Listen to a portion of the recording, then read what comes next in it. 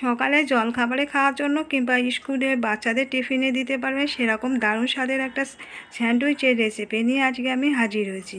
আর এই স্যান্ডউইচের রেসিপিটা তৈরি করার জন্য আমি এখানে প্রথমে একটা মশলা তৈরি করব। তার জন্য প্রথমে ফ্রাই প্যানের মধ্যে দিলাম 4টে ছোটো এলাচ আর 3টে শুকনো লঙ্কা আর এই ছোটো এলাচটাকে প্রথমে একটু ড্রাই রোস্ট করে নিচ্ছি।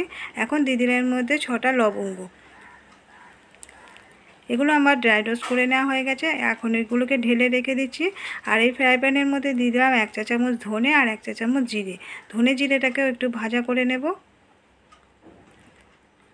এটা ভেজে নেওয়া হয়ে গেছে। এখন এটাকে ঢেলে রেখে দিচ্ছি, ঠান্ডা করে এগুলোকে গুঁড়ো করে নেব। আমি এই মশলাটাকে গুঁড়ো করে নিয়েছি মিক্সিং জারের মধ্যে। এখানে একটা ফ্রাই প্যানের মধ্যে দিয়ে দিয়েছি কিছুটা রিফাইন তেল, আর এর মধ্যে একটা মিডিয়াম সাইজের পেঁয়াজ কুচানো দিয়ে দিলাম। পেঁয়াজটাকে একটু নাড়াচাড়া করে ভাজা করে নেব। এর মধ্যে দিয়ে দিচ্ছি 2টো কাঁচা লঙ্কা কুচিগুলোকে খানিকক্ষণ নাড়াচাড়া করে একটু ভাজা করব। দিয়ে দিলাম আদা বাটা 1/4 টিস্পুন, আর রসুন বাটা দিয়ে দিচ্ছি 1/4 টিস্পুন। আদা রসুনটাকে পেঁয়াজের সঙ্গে একটু ভাজা করে নিচ্ছি। এখন এর মধ্যে দিয়ে দিচ্ছি চিংড়ি মাছ কুচানো। আমি এখানে 8টা বড় সাইজের চিংড়ি মাছ একটু ছোট ছোট টুকরো করে কুচিয়ে নিয়েছিলাম। চিংড়ি মাছ কুচিটা দিয়ে একটু ভাজা করে নিয়েছি। আর এর মধ্যে দিয়ে দিলাম স্বাদ মতো নুন আর 1/4 টিস্পুন হলুদের গুঁড়ো। নুন আর হলুদটা দিয়ে চিংড়ি মাছের সঙ্গে একটু মিশিয়ে দিয়েছি। আর এখন এর মধ্যে দিয়ে দিলাম গ্রেট করে রাখা গাজর। একটা বড় সাইজের গাজর আমি আগে থেকে গ্রেট করে রেখেছিলাম। সেই গ্রেট করে রাখা গাজরটাকে দিয়ে খানিকক্ষণ নাড়াচাড়া করে নেব।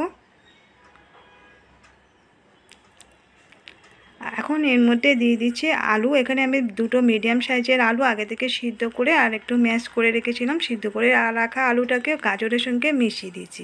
দিয়ে এটাকে খানিকক্ষণ নাড়াচাড়া করে একটু মিশিয়ে নেব।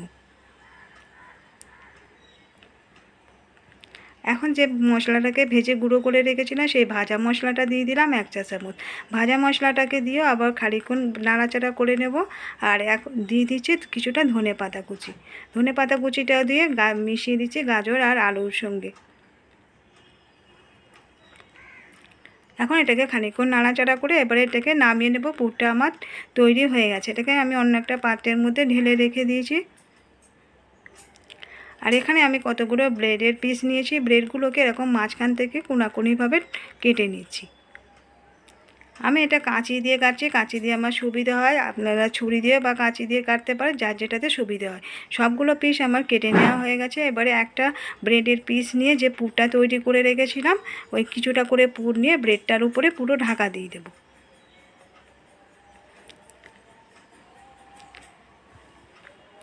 একটা ব্রেড আমার তৈরি করে নেওয়া হয়ে গেছিলো। এবারে আরও একটা ব্রেডের পিস নিয়েছি, তার উপরে কিছুটা পুর প্রথমে দিয়ে এবারে আর উপরে আরও একটা ব্রেড দিয়ে চাপিয়ে একটু হাত দিয়ে চেপে চেপে দিচ্ছি, যাতে করে ভাজার সময় এটা ফুলে না যায়। কতগুলো আমি ব্রেডের স্যান্ডউইচ তৈরি করে নিয়েছি। এবারে তাওয়ার উপরে প্রথমে এই স্যান্ডউইচগুলোকে প্রথমে দিয়ে দিচ্ছি। আমি এখানে 4টে দিয়েছি। প্রথমে 4টে ভাজা করে নেব। আর গ্যাসের ফ্লেমটা একদম লোতে রেখে এটাকে ভাজতে হবে। এবার সাইড দিয়ে একটু বাটার দিয়ে দিচ্ছি। বাটারটা দিয়ে একটু ঘুরিয়ে ফিরিয়ে এটাকে ভাজা করে নেব। বন্ধুরা, আজকের ভিডিওটা যদি ভালো লেগে থাকে একটা লাইক দিয়ে দেওয়ার রিকোয়েস্ট রইল। নতুন বন্ধুদের কাছে রিকোয়েস্ট করছি প্লিজ আমাদের চ্যানেলটিকে সাবস্ক্রাইব করে দেওয়ার জন্য। পাশে থাকা বেল বটনটিকে অন করে রাখবেন। যখনই নতুন ভিডিও আপলোড করব নোটিফিকেশানে আপনাদের কাছে পৌঁছে যাবে। একটা সাইড ভাজা হয়ে গেছে, এখন আমি উল্টিয়ে দিচ্ছি। এরকম গোল্ডেন কালার করে ভাজতে হবে। এবারে অপোজিটটাও একই রকমভাবে ভাজা করে নেব।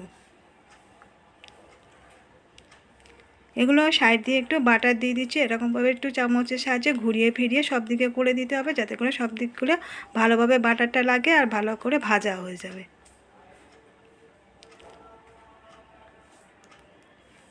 এই স্যান্ডউইচগুলো তৈরি করে নেওয়া হয়ে গেছে। এখন আমি এগুলোকে উঠিয়ে নিচ্ছি। বাকিগুলো একই রকমভাবে ভেজে নেব।